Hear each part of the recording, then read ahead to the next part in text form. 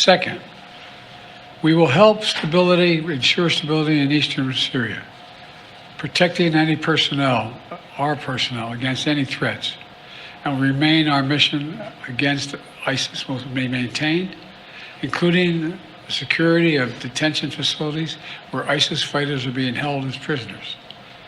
We're clear-eyed about the fact that ISIS will try to take advantage of any vacuum to reestablish its capabilities and to create a safe haven. We will not let that happen.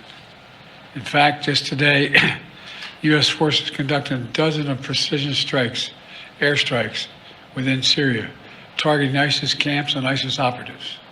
Third, we will engage with all Syrian groups, including within the process led by the United Nations, to establish a transition away from the Assad regime toward independent, I want to say it again, sovereign Syria with a new constitution. Independent. I'll say it again because I really want to emphasize it. Independent. Which is why we sent dozens of strikes into Syria just yesterday. Oh, so independent. First off, Joe Biden's a mess.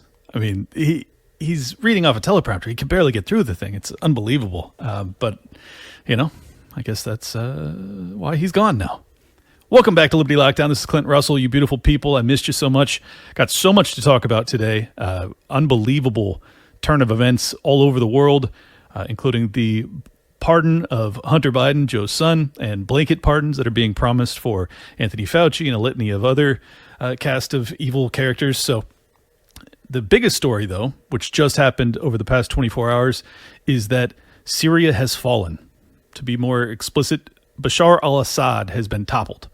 And for those that have not been paying attention to this, I'm sure most of you have because you're a fan of the show.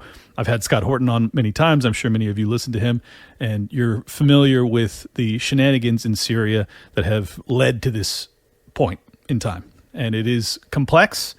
It is very hard to dissect, but I think I have a fairly good handle on it after years and years of reading everything and listening to Scott Horton and reading a whole bunch of other pieces on this topic to try and wrap my head around it. This is my opinion. I want to be very clear. A lot of this has to do with black ops. It has to do with backroom dealing between nation states, and we're not privy to much of this. This is like analysis based off of the consequences of what we see happening in the Middle East. This is my opinion as to what it means. Iran, Syria, and obviously Russia kind of are partners. They work together. Russia has a base within Syria. They've been kind of the axis of evil from the U.S. State Department's perspective.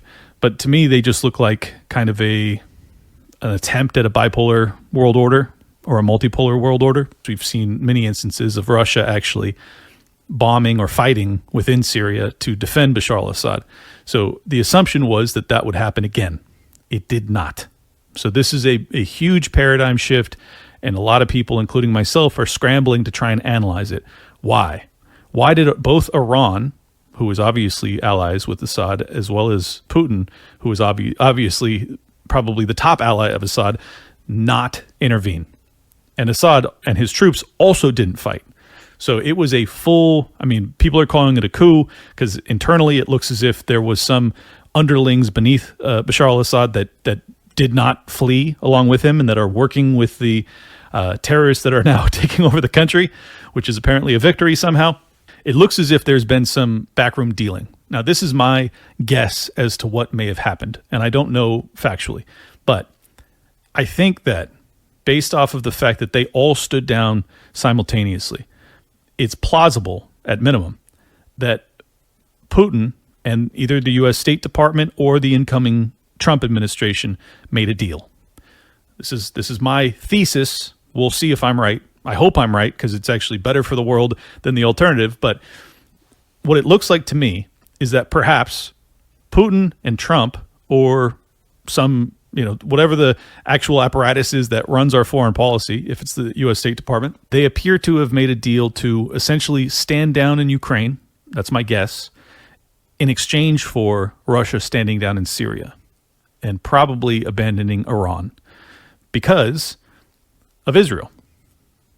I know most people in the conservative commentating space won't say that out loud, and I understand why. It's definitely a cancelable offense. But if you actually look at the territories that since October 7th of last year, who has Israel been going after? Well, obviously Gaza, where the attack came from, which was awful, and that none of that changes. But also Lebanon, also Syria. If you look at, even though this has been called a conspiracy theory, if you look at what's called the Greater Israel Project, it looks to me like Lebanon, Syria, Iraq, which has already fallen. There's a whole list of the Wesley Clark 7, which I'll play for you in a second, that have all fallen, except for Iran.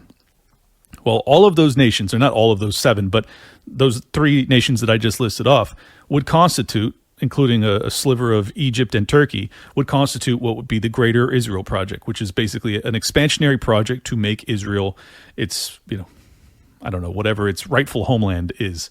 And it looks to me as if that's what's happening. And it looks to me as if the U.S. military and the U.S. taxpayer, you and I, are being used to that end. That we are not, in fact, fighting as much for our own geopolitical interests, and certainly not for our national defense.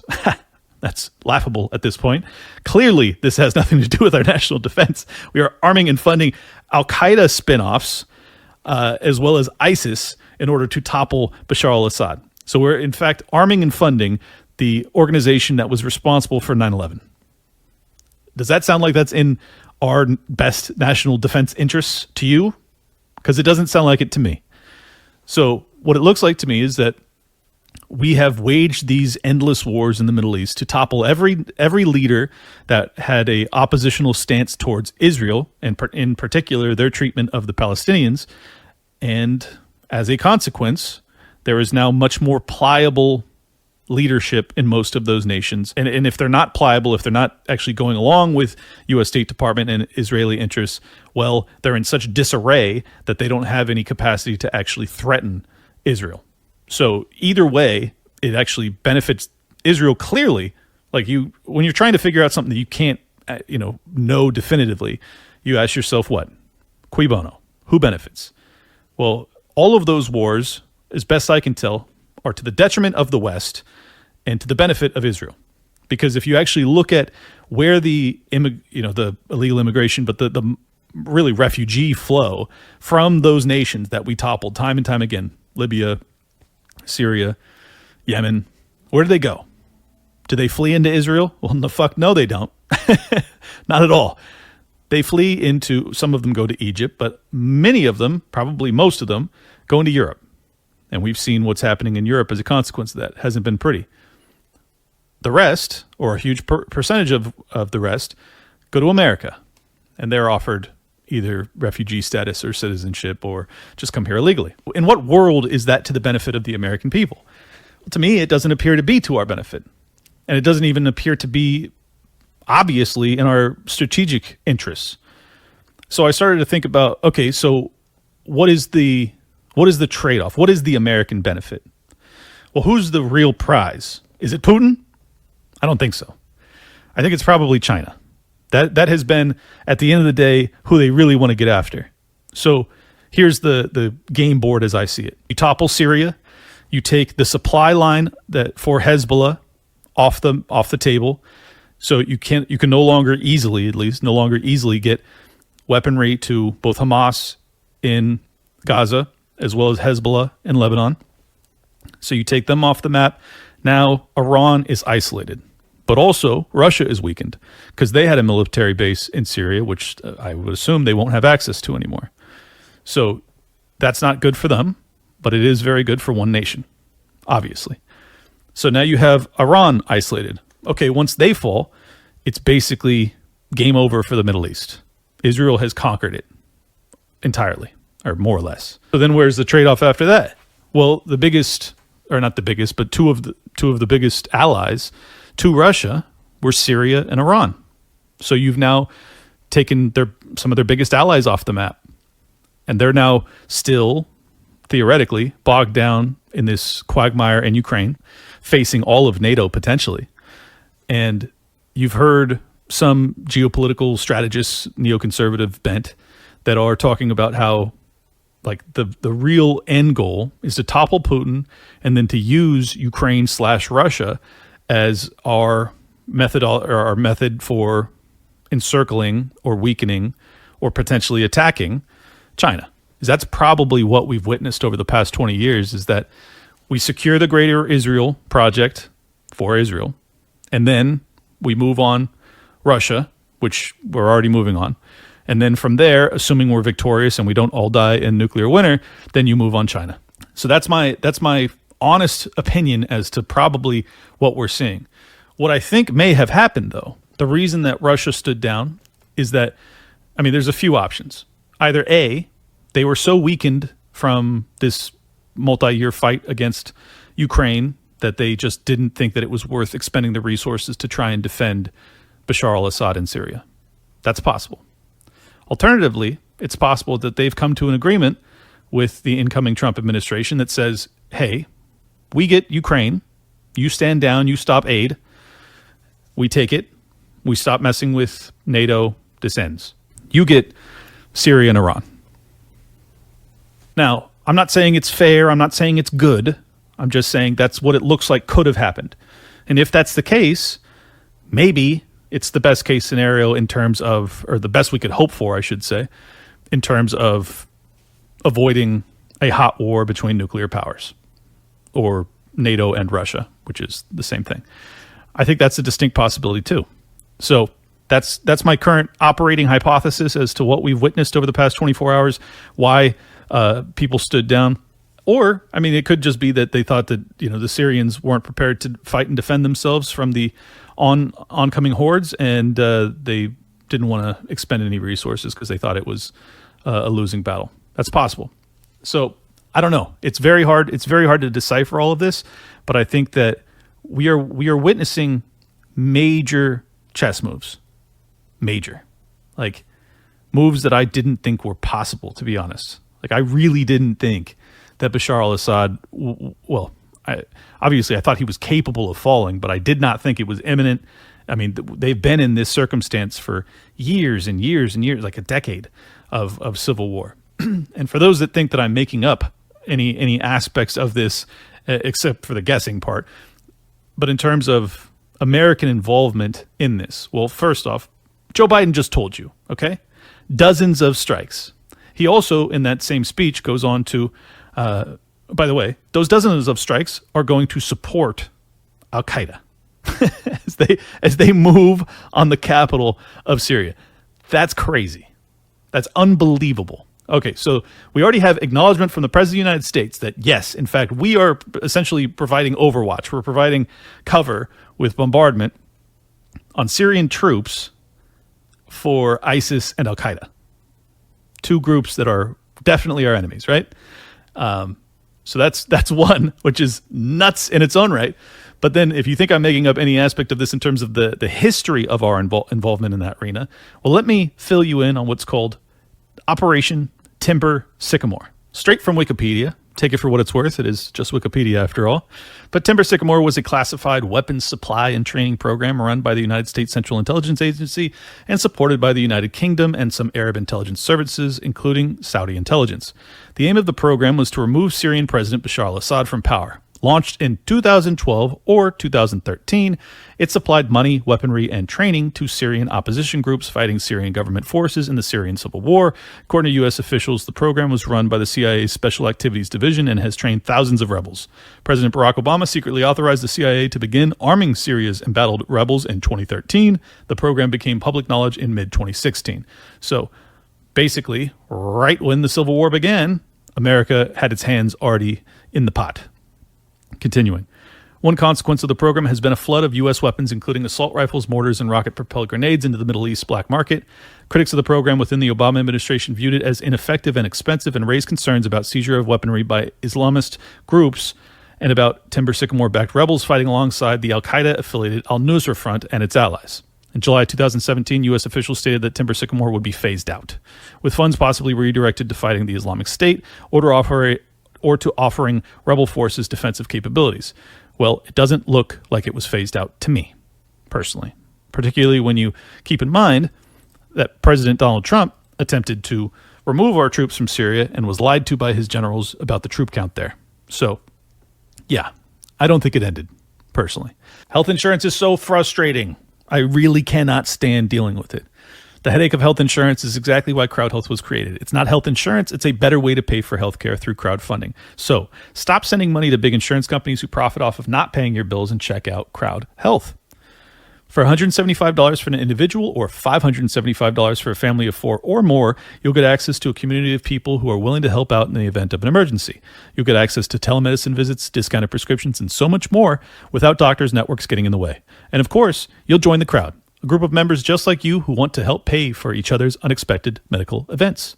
Let CrowdHealth help with your healthcare needs. Get started today for just $99 per month for your first 3 months by using code LOCKDOWN at joincrowdhealth.com. CrowdHealth is not insurance. Learn more at joincrowdhealth.com. That's joincrowdhealth.com, code LOCKDOWN. And I think that what we witnessed yesterday was evidence that it did not end. Also, what makes this really fascinating is that Turkey, who has been one of the, in terms of NATO members, one of the more outspoken supporters of the people of Palestine, they also moved on Assad. Assad, who, by all accounts, was in fact a big supporter of the Palestinians as well. So what the fuck, right? So that tells me there's major horse trading happening. You have a NATO member that is arming and funding these ISIS Al-Qaeda groups that are then invading into Syria. Obviously, there's been, wars raging for a decade plus now, so this is nothing new. But in terms of the troop count and the weaponry that they had and the plans that they had, that was fueled by, in my opinion, Israel, Turkey, MI6, CIA, U.S. State Department. That's what it looks like to me. It looks like this was a full-on takeover operation that was ran by, the West, whatever you want to call it, and it succeeded. So let me take off my libertarian cap and just put on the analysis or tactical analysis cap. I'm impressed. I know you're like, what? How could you possibly say that? I'm impressed. I didn't think this was possible. I didn't. I did not think that they could possibly pull this off. I mean, most of us, including myself, have perceived the empire to be in decline. We've lost time and time again. Every war, all these wars that I'm talking about, appeared to be losses when they ended. Scare quotes, ended. Afghanistan, Iraq, did they go well? Are we kicking ass in Ukraine? No. So the fact that this played out how it did and happened without any U.S. troop, or limited, there are some, limited U.S. troop participation to topple Assad is pretty remarkable. And then you add into the fact that they've essentially gutted or weakened a lot Hezbollah in Lebanon. They've obviously weakened Hamas tremendously as well. The Houthis in Yemen. What Israel has set out to do, this is kind of goes back to the analysis of the Balfour Declaration and how Israel came to exist in the first place. It's like, regardless of how you feel about it, it's impressive. It's like, it's modern day conquest in a way that somehow is largely internationally accepted. Like, how did you do that? You look at what Putin's doing right now. He's trying to take just a small portion of Ukraine. They're like, yeah, we're just going to take an entire country. Like, we're going to take all of it. And the entire international community stands almost entirely unified in opposition to Putin and what he's doing. Now, in fairness, a huge percentage of the world stands in opposition to what Israel is doing in Gaza right now. But in terms of like the actual creation of Israel, it's pretty much worldwide accepted. Totally fine. It's okay. Like, it happened. Yeah, sure, they did. They took, 90% of a landmass that wasn't theirs, but yeah, they did it. So it's okay. It's 70 years ago. Move on. 75, give or take. So what I'm looking at here, and I'm just like, man, this is impressive. Like, this is a dying empire, right? We're 36 trillion in debt. We haven't won a war in my lifetime, or since I was a kid, at least. I guess you could say Iraq War 1, we won. All of a sudden, you just see these chess pieces moving, and you're like, whoa, all right. I think I see the game board now. I think I see exactly what this has all been about. And it's not as if I'm like just guessing. Like, this is what the neocons talked about back in the 90s. And the neocons talked about a lot of this had to do with Israel, as you know. So it looks to me as if they're pulling it off. Like, I'm setting all morality aside and death and destruction and my opposition to war. I'm just saying, look at what's happening and tell me I'm wrong. Tell me that they're not prevailing in this attempt. All of the opposition, I mean, the pager attacks to take out almost all of the leadership, like the higher level leadership that opposed them in Lebanon. Hamas, I mean, Jesus Christ, could they have more thoroughly devastated the Palestinians? I don't think so. And now Syria goes down pretty much without a fight. And it's starting to make me feel like Iran has to feel like they're on deck. They have to feel like that. I mean, and I think that's the big war that we have to be very loudly outspoken against, because that's the final nail, as Wesley Clark told us. Let's listen. He said, I just got this down from upstairs, meaning the Secretary of Defense's office today, and he said, this is a memo that describes how we're going to take out 7 countries in 5 years, starting with Iraq and then Syria, Lebanon, Libya, Somalia, Sudan, and finishing off Iran. Iraq, Syria, Libya, Lebanon, Somalia, Sudan, and finishing off with Iran. Are you noticing something? Yes. Those first 6 have fallen. I mean, people also forget that just 6 months ago, the president, Raisi, of Iran died in an accidental helicopter crash. Yeah. And the Israeli War Room Twitter account posted a picture of a helicopter right after that news broke. Now, does that mean that they were responsible? No. But at the time, no one knew what had happened. And it turned out that, in fact, yes, he had crashed, and it was, faulty equipment or whatever. But they've essentially toppled the leadership in Iran already. And I think that could be the explanation as to why Iran did not come to Syria's defense in the final hours. So it looks to me as if this is a done deal, that Iran is almost certainly going to fall in the next few years, or maybe sooner. I just want to be very clear. I'm not gleeful about any of that. This is just pure analysis. In fact, I oppose it. I think it's terrible. I think it's extraordinarily dangerous. I think that we're going to deal with refugee crisis and immigration crisis that pales in comparison to what we've already dealt with as a consequence of all of our other prior interventions in the Middle East. So I'm not rooting for any of this. I oppose all of it. Just set my bona fides aside and just talk about the analysis here. It looks as if it's a done deal. It looks as if you can basically put the Iran on the board as a W for them too. So as far as I'm concerned, Wesley Clark in 2003, who was talking about his meeting in the days just after 9/11, everything he said has already happened. So if you think that there isn't a master game plan, you think that our national defense is in fact predicated off of just, when people mess with us, we strike back, that there's not actually an overarching thesis or game plan for conquest, well, you're just lying to yourself.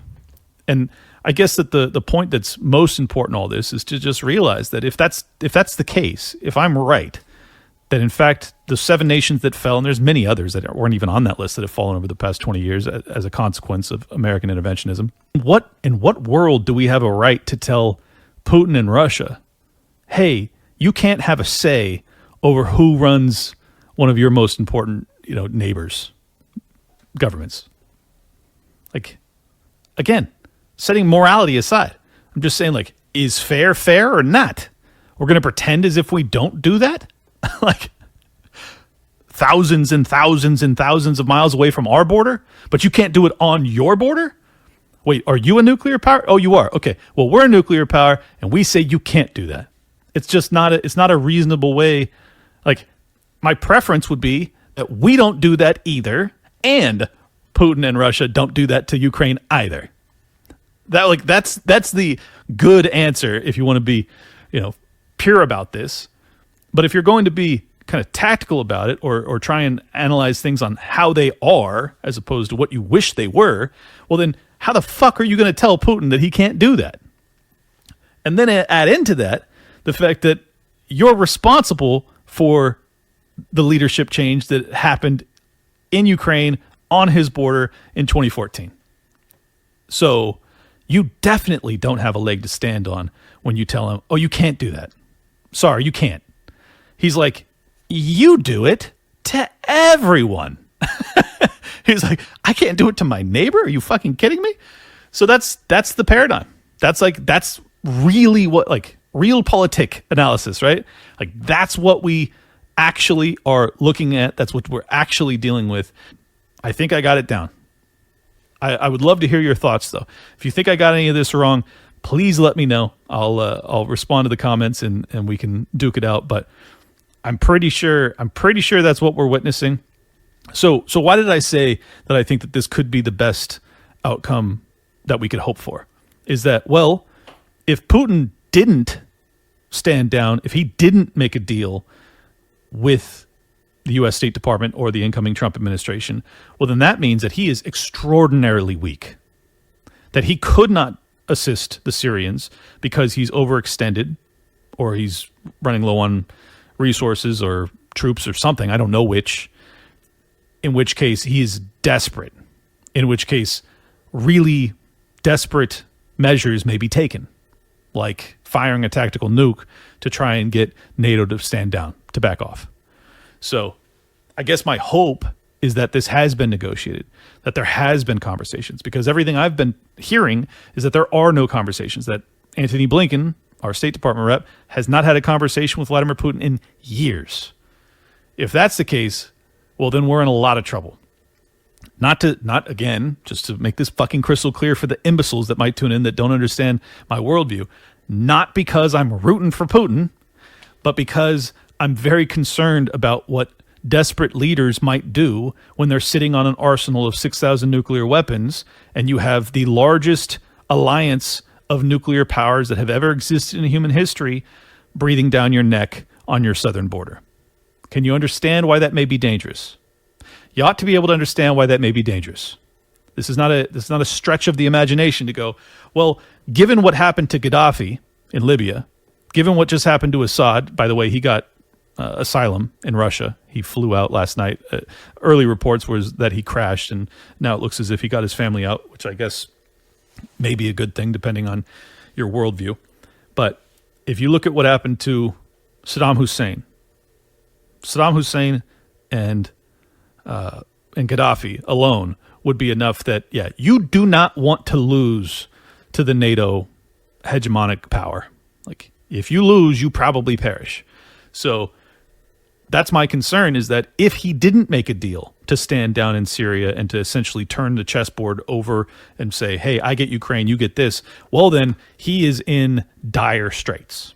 That means he is up against a wall and they may be planning to finish the job, no matter what the consequences are. Now, I don't even want to put that into the world. So I'm just going to hope that there has been negotiations, that Trump, who has been having meetings with a lot of foreign diplomats, has almost certainly reached out to Putin, and they have come to an agreement of some kind to avoid that possible endpoint. We'll see. But I think it's probably A or B. Like, I don't see a C in those possibilities. Let me know what you think. Are you tired of paying storage fees and exorbitant premiums for physical gold, all while it just sits there collecting dust? There's a better way to own gold. With Monetary Metals, you can earn up to 5% annually on your gold paid in gold. For the last 8 years, Monetary Metals has been paying clients between 2 to 5% on their physical gold and silver holdings, all while they enjoy free storage and insurance. Their team is full of passionate champions of liberty, combined with decades of investment and banking experience. Imagine your total gold and silver ounces grow every month as you receive your interest payments from Monetary Metals. Check out monetary-metals.com/lockdown to learn more about putting your precious metals to work today. Again, that's monetary-metals.com/lockdown. An entire Arab leadership was executed, yet we sit on the sidelines. Why? Any one of you might be next. Yes? They laugh. There's Assad laughing. Why won't there be an investigation into the killing of Saddam Hussein?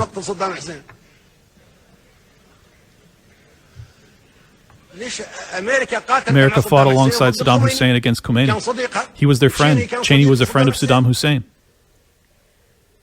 Rumsfeld, the U.S. Defense Secretary at the time Iraq was destroyed, was a close friend of Saddam Hussein. Ultimately, they sold him out and hanged him. You are friends of America. Let's say that we are, not you. But one of these days, America may hang us. That was a speech by Muammar Gaddafi in 2008.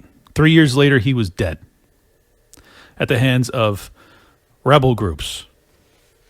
Bashar al-Assad, who sat there and laughed that day. Maybe he laughed out of incredulity. Maybe he laughed out of nervousness. I don't know which. He has now been toppled too. I would imagine many of the other leaders in that room have since been removed from power. Again, I'm setting morality aside in this analysis. It's amazing what they've accomplished. Like, they are doing this. It is happening. And they are succeeding at it. Not without enormous expense. Not without enormous loss of financial resources as well as life. It's been disastrous, but they are succeeding in their mission. I think it's very hard to deny that at this point. If you think I'm exaggerating at all when it comes to the rebel groups that have toppled Assad, listen to the former head of MI6, Sir John Sars. When I was chief of MI6 10, 12 years ago, we looked at all these Syrian opposition groups and classified them into those that we could support and those who were beyond the pale and too close to al-Qaeda. And Tahrir al-Sham was definitely in the latter category. But I think Abu Muhammad Al-Jawlani, the leader, has made great efforts over the last 10 years to distance himself from those terrorist groups. And certainly the actions we've seen of Tahrir al-Sham over the last 2 weeks has been those of a liberation movement, not of a terrorist organization. And so I think the Home Secretary will be asking the MI5 and the Joint Terrorism Assessment Center for a review of the situation about Tahrir al-Sham and whether it should remain on the prescribed entity list. It would be rather ridiculous, actually, if we're unable to engage with the new leadership in Syria because of a prescription dating back 12 years. So straight from the head of the former MI6, yeah, the leader of Tahrir al-Sham is now the de facto leader of Syria. And he, just so you know that I'm not making this up, this is from the U.S. State Department in 2017, stopped this terrorist, Mohammed Al-Jawlani.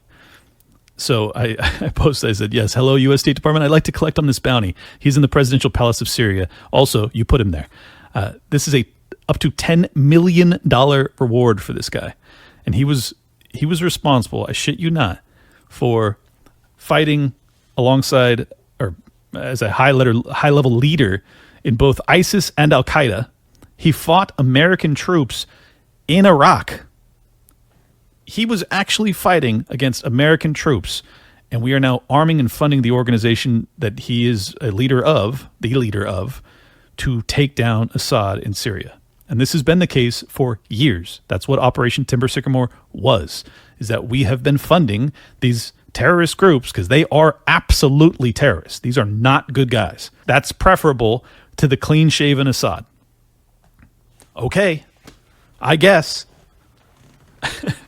I mean, it's just madness. It's absolute madness. Now, that's not, again, this is not to say that Assad was a good guy, just like I don't think Putin's a good guy. But you have to look at, like, you have to analyze this in a relative fashion, right? Like, if you're talking about who's going to be the leader, you have to go, well, is he better than what, right? So, was Assad great for the people of Syria? No. He had tens of thousands of people that were locked up in prison, political dissidents. There was a civil war that waged there. Granted, there was American involvement, a lot of other foreign involvement to make that happen. But regardless, like, they were suffering. The people of Syria were suffering. I'm certainly not saying it was all Assad's fault, but it was certainly partially his. So, yeah, not ideal. But do you think it's better to have ISIS/Al-Qaeda now leading Syria? I'm going to go out on a limb and say no. No, actually, it's not. In fact, it's a fucking catastrophe. And I don't know how in God's name you could spin it otherwise. But guess what? Every foreign policy talking head in America is pretending as if, yeah, this is great. What an unbelievable win. There's no ifs, ands, or buts about it. Well, I got a few ifs, ands, and buts. Like, hey, if this becomes ISIL, like if this is actually now the breeding ground for the largest terrorist organization in the world, that doesn't seem ideal. And that seems really dangerous. But I don't think that this should be happening. And I certainly don't think I should be fucking forced to fund it. My God, so dangerous, so reckless. But what do you think John Bolton has to say about it? Yeah, I think she's totally unqualified to be a DNI, and I think her positions put her beyond the outermost fringe of American politics. When she visited Assad in Syria, he was effectively a Russian-Iranian ally. And what she said about Syria not being a direct threat to the United States, that was her justification for going, it's completely false. The Syrians and their combination with Iran and Hezbollah have posed direct threats to Americans across the region. They certainly pose a direct threat to key American allies, Israel and Jordan. Very important caveat that he throws in there, right? They certainly pose a threat to our people across the region. So her point is that, yeah, Syria is not a direct threat to the homeland of the United States of America. That's what she's saying. And even John Bolton, lying, blood-soaked monster that he is, still can't deny that. So then he has to pivot and make it sound as if, oh, no, she's an asset to Assad and therefore an asset to Putin because she denies that they're a threat to the rest of our troops that are over in the Middle East, thousands of miles away from our own homeland. Like, hey, John, how about we bring them back? Maybe you ever consider that? No, of course not. And it's going to be very interesting to see what the files that may be uncovered in the Syrian government, if the rebels succeed in capturing Damascus, what they show about a number of Americans. So you see what John Bolton did there, right? He's insinuating that there will be documented proof that Tulsi Gabbard is in the employ of Bashar al-Assad / the Iranians / the Russians. That's what he's hinting at. Couldn't be more clear. He's basically saying it explicitly. Wow. She is in the National Guard. She has served honorably overseas in the war on terror, the war that he illegally pushed for, or didn't push for it illegally. Just the war itself was illegal. It should be illegal what he did, but it's not. So yeah, he is now already pivoting to, I mean, obviously this was right before Assad fell, but he's trying to tarnish her as DNI and keep anyone who isn't completely on board with regime change in Iran and Russia off the chessboard. Could it be more obvious? That's clearly what he's there for. That's clearly what he's doing. And I think that it's reprehensible. I really do. I think to smear someone in that fashion when, I mean, let's be honest, Tulsi Gabbard is not some non-interventionist. She's certainly not a libertarian like me. She would be totally fine with some of these wars, just not all of them. And that is enough for her to be smeared mercilessly because she said that, hey, maybe we shouldn't be arming and funding the terrorist groups that I fought against just 10 years ago or 15 years ago. I don't want to be in bed with these people. They're terrible. Well, for John Bolton, he's like, I don't mind being in bed with terrible people. I'm terrible too. This is perfect. He has no problem with it at all. So that's the operation, and this is the reason that I have decided to set some of my more puritanical beliefs aside to say, look, what's the best I can hope for? Is Pete Hegseth, as Secretary of Defense, is he some non-interventionist? No, he's not. Tulsi Gabbard is DNI. Is she? No. I mean, she's more of a non-interventionist, but still not. Yeah. So, but like, what are my alternatives? Anthony Blinken? Lloyd Austin? Is that an improvement? Fuck no, it's not. If we want to have the best possible outcome that we can hope for, we probably need to get on board with lending our vocal support to try and get Tulsi Gabbard, Hegseth, the entire cabinet pushed through for Trump, because the alternative is so horrifying. And we'll see if it works out. Fingers crossed. Here's Jeffrey Sachs breaking down some of the history of Syria for those that don't believe what I have to say about it. He's pretty much the top expert on this arena. How out of control this could escalate. It's true, but I think we have to step back and not put this in partisan terms. This is a U.S. mistake that started 7 years ago. And I remember the day on your show when President Obama said, Assad must go. And I looked at you and Joe and I said, how's he going to do that? Where's the policy for that? Right. And we know they sent in the CIA to overthrow Assad. The CIA and Saudi Arabia together in covert operations tried to overthrow Assad. It was a disaster. Eventually it brought in both ISIS as a splinter group to the jihadists that went in. It also brought in Russia. So we have been digging deeper and deeper and deeper. What we should do now is get out and not continue to throw missiles, not have a confrontation with Russia. 7 years has been a disaster under Obama, continuing under Trump. This is what I would call the permanent state. This is the CIA, this is Pentagon, wanting to keep Iran and Russia out of Syria, but no way to do that. And so we have made a proxy war in Syria. It's killed 500,000 people, displaced 10 million. And I'll say predictably so, because I predicted it 7 years ago that there was no way to do this and that it would make a complete chaos. So what I would plead to President Trump is get out. Like his instinct told him, by the way. That was his instinct. But then all the establishment, the New York Times, the Washington Post, the Pentagon, everybody said, no, that's irresponsible. But his instinct is right. Get out. We've done enough damage, 7 years. And now we really risk a confrontation with Russia that is extraordinarily dangerous, reckless. Now, here's the unfortunate reality. From the U.S. State Department's perspective, they're going to say Jeffrey Sachs was wrong. You said 7 years and that this could never be victorious. Well, we just prevailed. We toppled Assad. They're not going to really worry about what comes next. And if you don't believe me, just look at what happened after Saddam Hussein was out or Gaddafi was out. They do a victory lap, and then the catastrophe that unfolds, including open-air slave markets in Libya, are just kind of written off to history as if they don't matter, as if we weren't responsible for bringing that about because of our ridiculous foreign policy. That's how they're going to view Jeffrey Sachs' warning. They're going to say he got it wrong. 7 years, we couldn't do it. Well, we did it. Assad is gone. That's going to be the challenge, is that they're going to argue that, look, we prevailed here. And we have to argue that you prevailed in toppling Assad, but did it actually make life better for the Syrian people, or safer for the world, or for the American taxpayer? And I think the answer is probably going to be no on all accounts, because that's what the track record is. Here's what the Prime Minister of Israel, Benjamin Netanyahu, had to say about it. This is a historic day for the Middle East. The collapse of the Assad regime, the tyranny in Damascus, offers great opportunity, but also is fraught with significant dangers.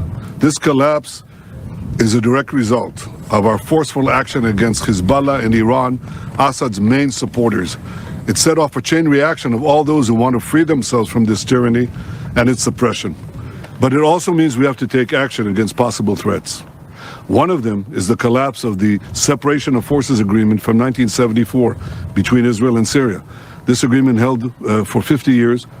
Last night it collapsed. The Syrian army abandoned its positions. We gave the Israeli army the order to take over these positions to ensure that no hostile force embeds itself right next to the border of Israel. This is a temporary defensive position until a suitable arrangement is found.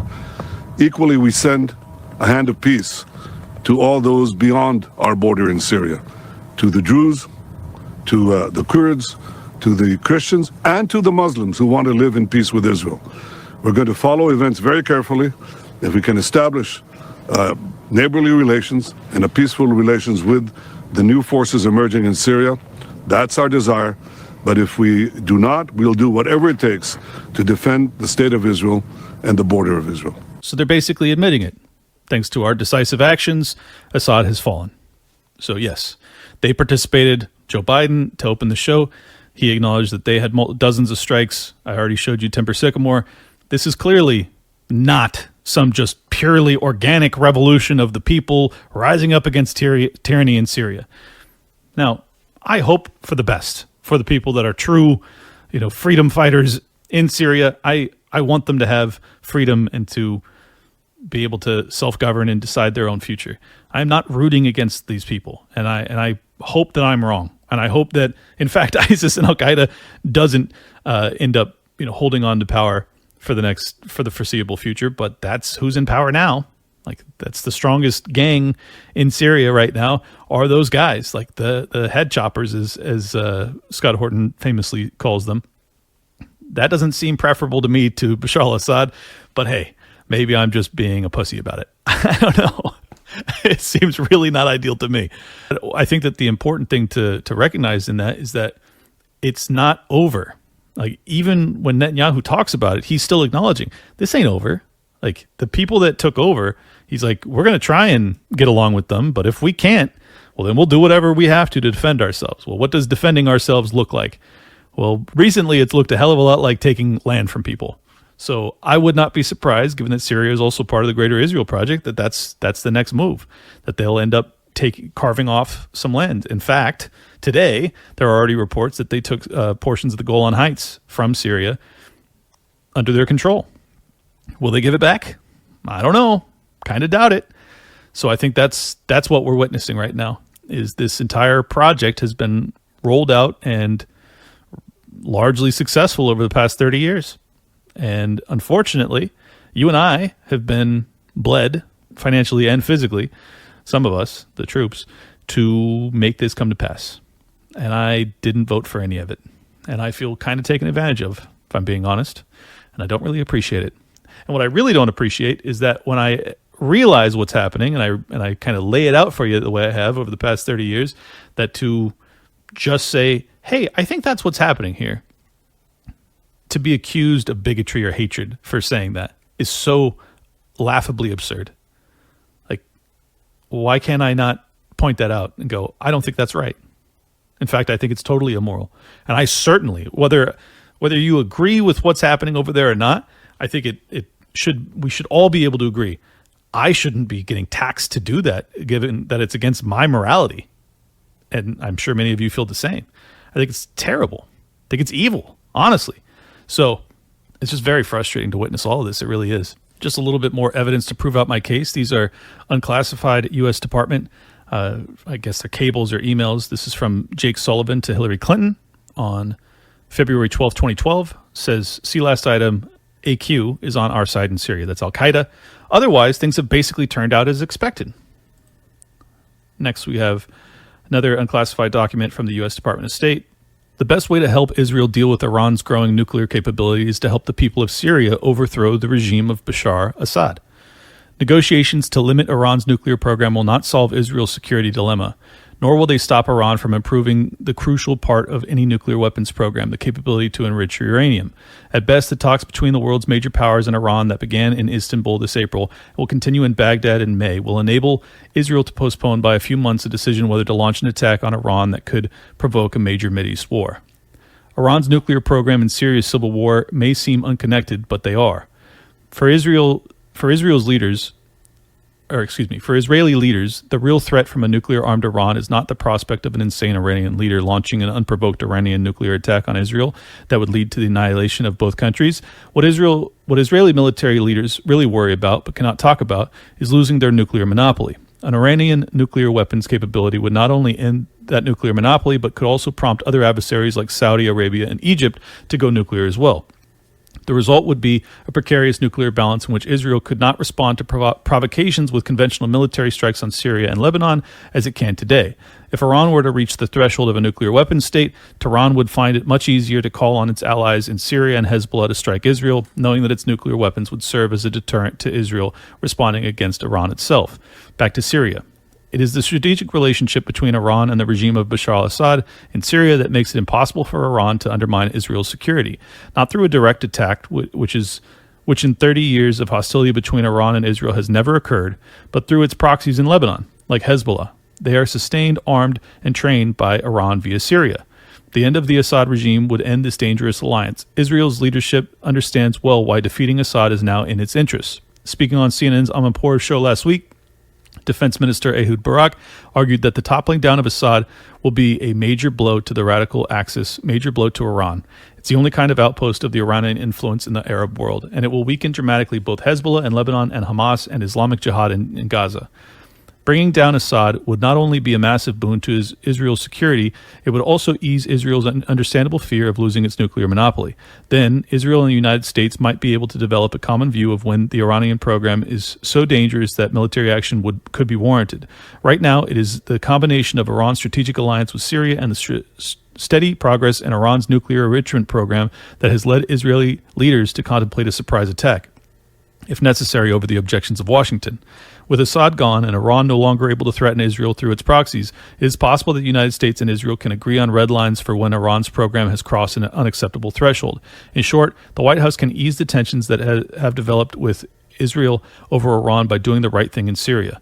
The rebellion in Syria has now lasted more than a year. The opposition is not going away, nor is the regime going to accept a diplomatic solution from the outside. With his life and his family at risk, only the threat of use of force will change the Syrian dictator Bashar Assad's mind. So that's a State Department cable that was unclassified, that was 2014, and they're laying it all out. Like, that's what this was about. They toppled Assad at the direct request of Israel because they wanted to weaken Iran and they wanted to cut off supply lines to Hezbollah in Lebanon. I know this is very complicated, particularly if you're not interested in foreign policy, so I hope that you've been able to stick with me on this topic, but I think it's very important that we understand what exactly is happening and why. And I think that based off of those documents, as well as everything else that I've laid out, it's kind of irrefutable. That's why this happened. That's why there was a decade-long civil war in Syria, is that he was fighting to try and keep control of his nation. Now, you can be mad at his tactics. You can say, oh, he killed people and therefore he's evil. Like, yeah, but the circumstance wasn't exactly of his own volition, now was it? Well, based off these documents, no the fuck it wasn't. It definitely was not. And if you're going to look at his toppling as a unmitigated good, well, then I think you're just not paying attention. I think you're not digging deep enough to actually figure out cui bono. Who actually made all of the death and destruction come to bear? And unfortunately, the answer is it wasn't usually Assad. And it's not usually Putin either. It's unfortunately usually my government and a few of our allies that are responsible for making most of this come about. And also, we are then stuck with the bill, too. So not very cool, given that I oppose all of it, as I'm sure most of you do. We also have a history of kind of moving in and out of Pakistan. I mean, let's remember here, the people we are fighting today, we funded 20 years ago. And we did it because we were locked in this struggle with the Soviet Union. They invaded Afghanistan, and we did not want to see them control Central Asia. And we went to work. And it was President Reagan, in partnership with the Congress, led by Democrats, who said, you know what, sounds like a pretty good idea. Let's deal with the ISI and the Pakistani military, and let's go recruit these mujahideen, and let's get some to come from Saudi Arabia and other places, importing their Wahhabi brand of Islam so that we can go beat the Soviet Union. And guess what? They retreated. They lost billions of dollars, and it led to the collapse of the Soviet Union. So there's a very strong argument, which is, wasn't a bad investment to end the Soviet Union, but let's be careful what we sow because we will harvest. So we then left Pakistan.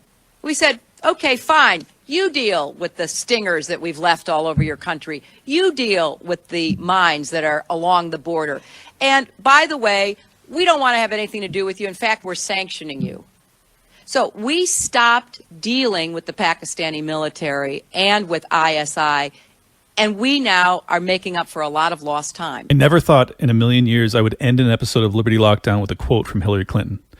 Be careful, because what you sow, you will harvest. Exactly, Hillary. Exactly. Thank you guys so much for tuning in. Please do leave a comment, hit the like button, subscribe, and share this around, particularly if you have any neocon friends that are celebrating. I would love for them to watch this just to understand how fucking crazy it all is and how dangerous it is and how much you're being lied to about what's really happening. I hope you found this informative. If you did, hit the like button and leave a 5-star review wherever you listen. And make sure you subscribe on all your audio podcatchers. Just search for Liberty Lockdown, click subscribe, and make sure that you have auto update so that they download every time. I appreciate you guys. See you soon. Peace. Welcome to Liberty Lockdown. Please scan your barcode. Your liberty ain't gone, but yeah, it's on hold. Where did it come from and where did it